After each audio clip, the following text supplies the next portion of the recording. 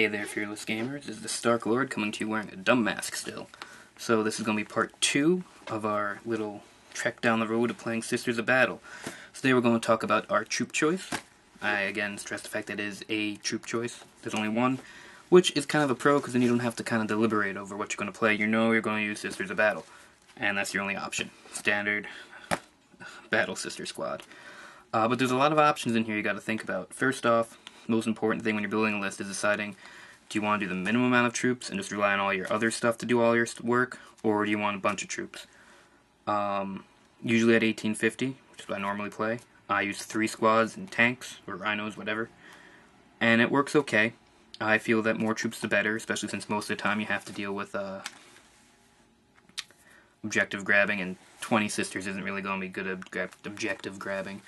The second thing you have to think about is, past, how many you need, is the important part. Do you want them on foot? Do you want to do the horde, because you can have up to 20 sisters in a squad?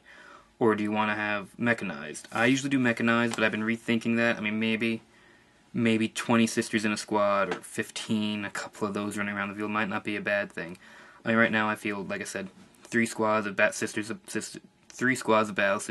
10 sisters each in a rhino. If I got rid of all 3 of those rhinos, that's 150 points I can throw back in.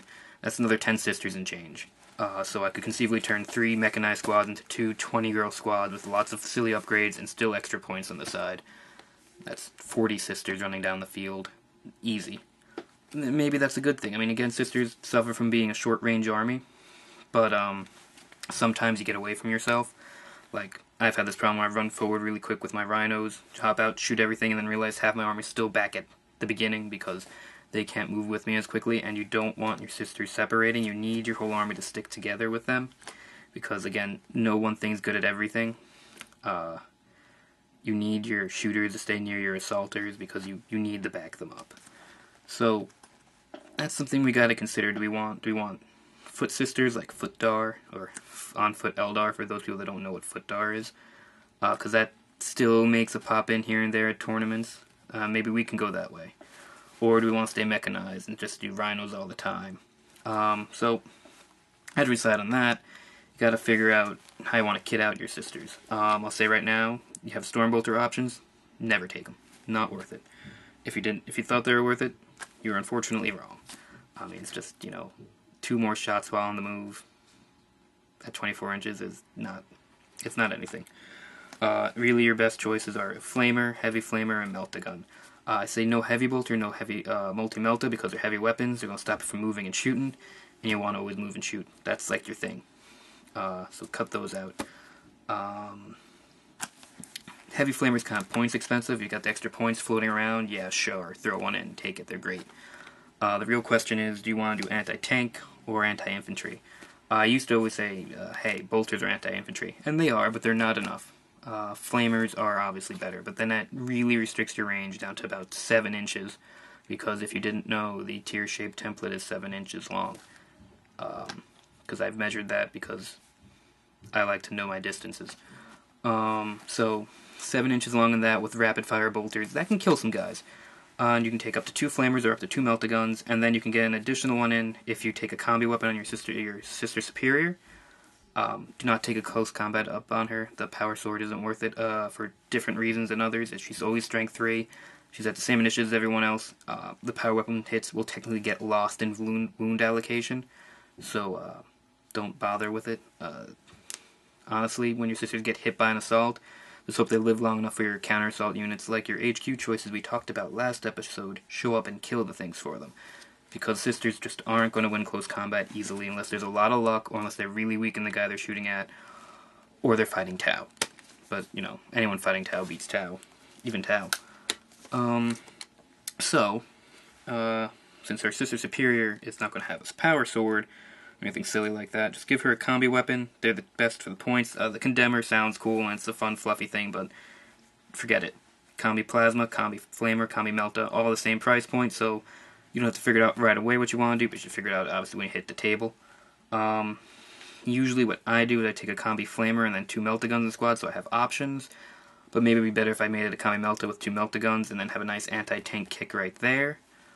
Either way, or do the reverse with Combi Melta on the Sister Superior and 2 Flamers all can work. You have to figure out, do you want your sisters to be the infantry killers, or you want them to be the tank killers? I think with the current meta, I prefer going with tank killing.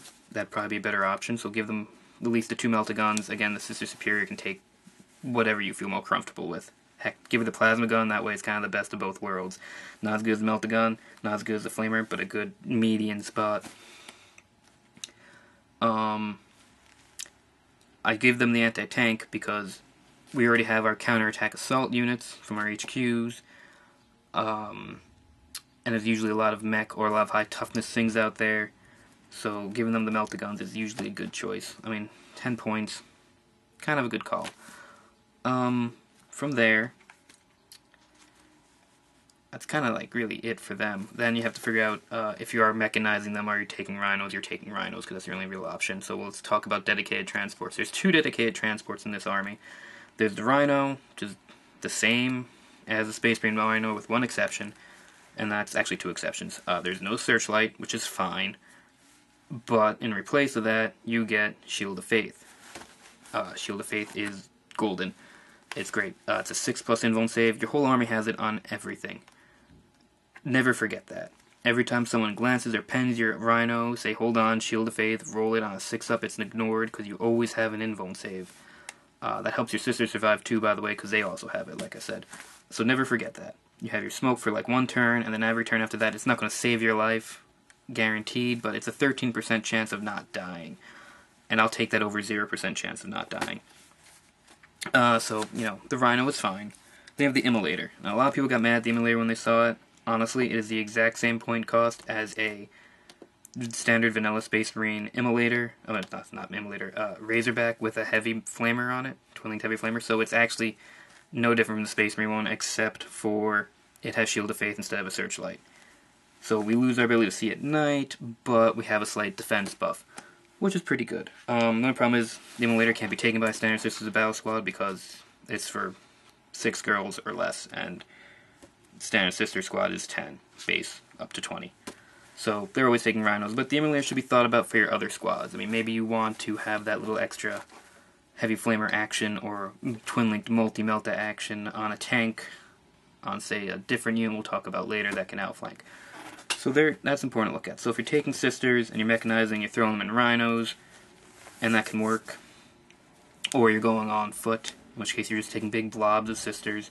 Again, it's like 200, without any upgrades, it's 245 points for 20 sisters.